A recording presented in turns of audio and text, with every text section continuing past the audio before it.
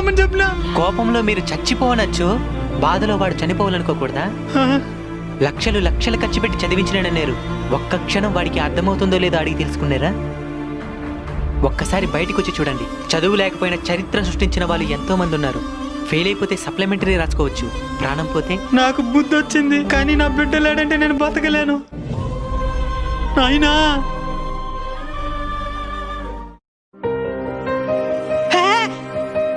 Exam లో fail అయిపోయినానని మా నాయన చచ్చిపోమన్నాడు. నేను చచ్చిపోతాను. మరి అదేనైనా ఎగ్జామ్ కు ముందు బాగా చదివి పాస్ అవ్వమని కూడా చెప్పుంటాడు కదా, మరి అదెందుకు చేయలేదు? మీ నాయన ఎన్నో త్యాగాలు చేసి రెక్కల కష్టం చేసి నేను చదివించుంటాడు. నిన్ను కొట్టే తిట్టే అధికారం మీ నాయనకి లేదా? ఇక్కడ నువ్వు చనిపోతే అందరికంటే ఎక్కువ బాధపడేది కూడా మీ నాయనే. ఫెయిల్ అయిపోతే సప్లిమెంటరీ రాసుకోవచ్చు, లేదా ఏదో ఒక స్కిల్ నేర్చుకుని దర్జాగా బతికేయచ్చు. ముందు ఇంటికి భయంగా ఉంది. నేను తీసుకెళ్తాను కదా.